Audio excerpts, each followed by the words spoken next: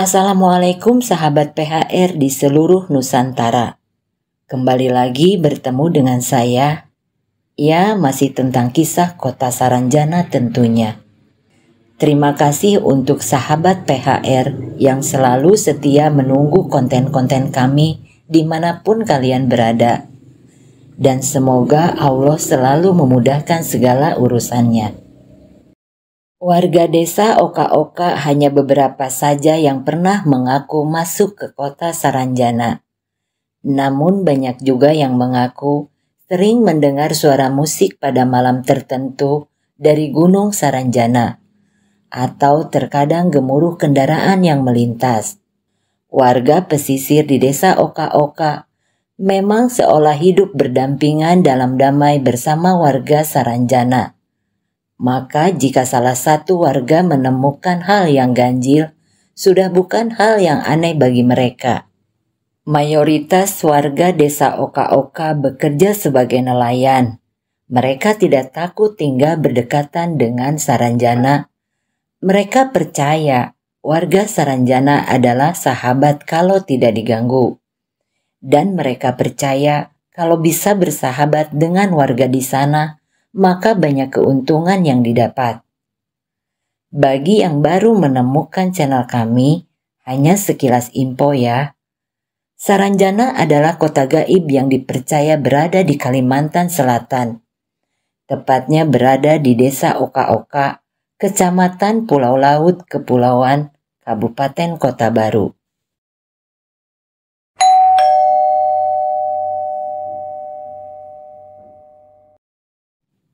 Di tengah kegelapan malam, sinar rembulan menyingkap malam.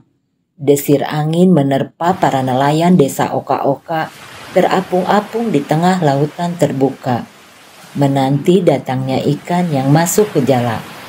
Ombak yang bergemuruh tenang menyapu tepian pantai, angin menerpa, meniup, menikmati suguhan pemandangan di tengah laut. Terlihat dari kejauhan ada kapal tongkang batubara berlayar melewati area Gunung Saranjana. Namun kapal tongkang itu menabrak bagang atau alat tangkap ikan nelayan hingga rusak parah dan roboh. Di tengah deburan ombak, awak kapal berteriak, "Kapten, kita telah menabrak sesuatu." Kapten yang mendengar itu tampak mempertimbangkan sesuatu, karena ia harus segera sampai di tempat tujuan. Setelah memutuskan, kapten pun berkata, "Sudah, biarkan saja," ucapnya.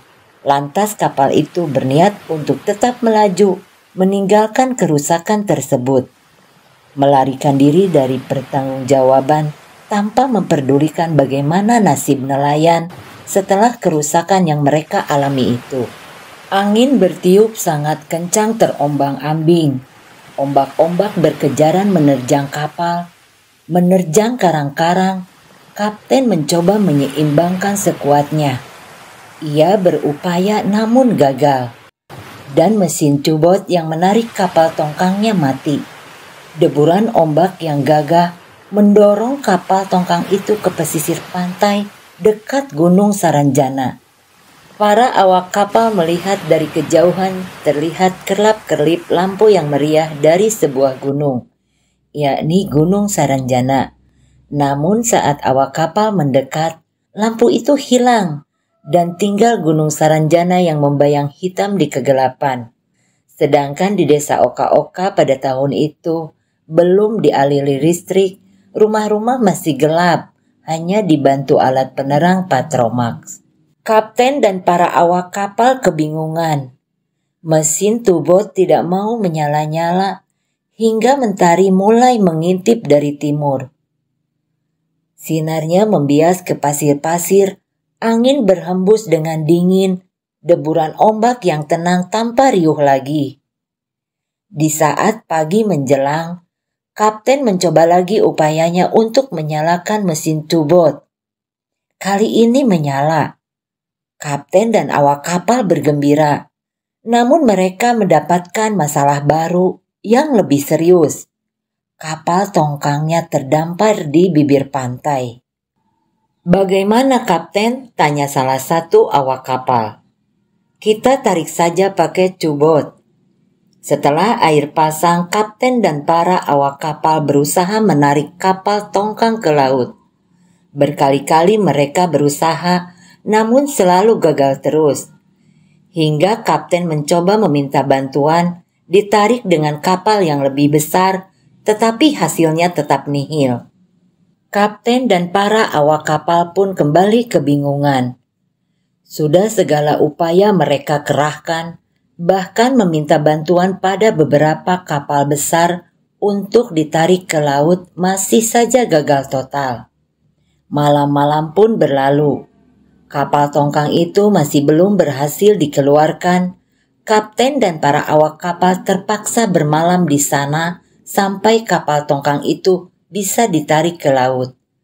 Yang entah kapan itu bisa terjadi.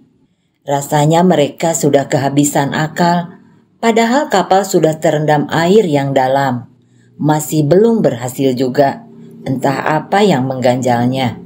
Di suatu malam salah seorang awak kapal terbangun dari tidurnya. Ada sesuatu yang ia dengar. Sayup-sayup suara ombak berkejaran, tetapi bukan suara itu yang mengusiknya. Ia pertajam pendengarannya. Terdengar jelas, riuh suara banyak anak kecil yang sedang bermain bola. Awak kapal tersebut berjalan mencari arah sumber suara. Ia menengok ke kiri dan ke kanan, tetapi tidak dapat menemukan apapun di tengah kegelapan malam yang tanpa pencahayaan. Akhirnya ia yakin suara itu berasal dari atas kapal tongkang. Namun ia sejenak termenung. Apakah mungkin anak-anak bermain? Tidak mungkin. Ini malam buta. Sisi hatinya yang lain menepis. Ia berlari tunggang langgang menemui teman-temannya yang tertidur pulas. Para nelayan masih belum tahu siapa pelaku yang sudah menabrak bagangnya dan merobohkannya separah itu. Di tempat lain, karena prihatin, seorang warga menanyakan kronologi bagaimana kapal tongkang itu bisa terdampar. Sang kapten pun menceritakan separuh kejadiannya.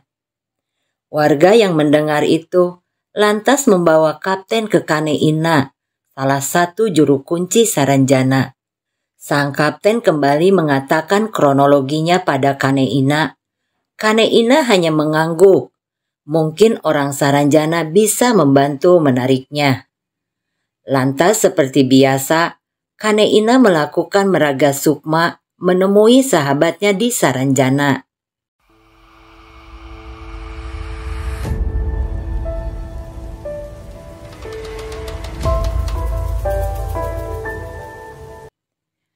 "Pak, ada kapal tongkang yang terdampar.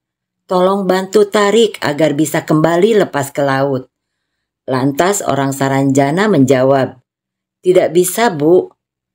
"Loh, kenapa tidak bisa?" tanya Kane Ina heran. "Mereka sudah menabrak alat tangkap ikan nelayan dan merusaknya. Lalu mereka juga ingin melarikan diri, maka sama salah satu orang Saranjana kapal itu ditarik dengan benang merah dan diikat ke pohon ketapang." Kane Ina mulai memahami masalahnya. "Lalu bagaimana agar benang itu bisa dilepaskan, Pak?" "Maka bertanggung jawablah membayar ganti rugi kepada nelayan." Setelah Kane Ina mendapat informasi dari sahabatnya, Kane Ina menyampaikan informasi tersebut kepada kapten kapal itu. "Apa benar kamu sudah menabrak bagang?" tanya Kane Ina. Kapten yang mendengar itu merasa kaget dan malu. Karena ia tidak punya pilihan, ia pun mengangguk dan mengakuinya. Di sana di bukit itu ada penghuni alam sebelah, yang sering kita sebut kota gaib Saranjana. Mereka tidak pernah mengganggu. Kami warga desa Oka-Oka hidup berdampingan. Di saat kejadian pada malam itu, saat kapal tongkang menabrak bagang dan melihatmu ingin melarikan diri, kapalmu dimatikan mesinnya dan ditarik ke pesisir pantai, lalu diikat dengan benang merah, kata Kane Ina. Benang merah. Lalu bagaimana supaya kapalnya bisa kembali ke laut lagi, Bu? Ya, kamu harus bertanggung jawab atas kerugian yang dialami nelayan. Hanya itu pinta orang Saranjana. Kapten pun menyetujuinya. Ia bergegas menemui para nelayan, lantas mengganti rugi. Ternyata kerugiannya memang sangat besar, yaitu 10 juta rupiah. Sahabat Kaneina dari Saranjana memberitahu kalau benangnya sudah dilepas. Tarik saja saat air sudah pasang, begitu ucapnya. Kaneina pun segera menyampaikan kabar tersebut. Setelah air pasang dan kapal terendam, kapten dan para awak kapal mencoba menariknya kembali. Ajaib, kali ini benar-benar bisa tanpa kendala dan kesulitan apapun. Kapal tongkang berhasil masuk ke laut lagi. Lalu kapten pun pamit kepada Kaneina akan pergi ke Surabaya. Kejadian ini terjadi sekitar tahun 2016. Hikmah yang bisa dipetik dari kejadian ini, jangan lari dari tanggung jawab. Allah itu Maha melihat, jika bukan Allah yang menegur, jangan sampai disenggol alam sebelah. Mereka saja punya hati nurani, apalagi kita manusia. Harus memanusiakan manusia. Sekian, terima kasih.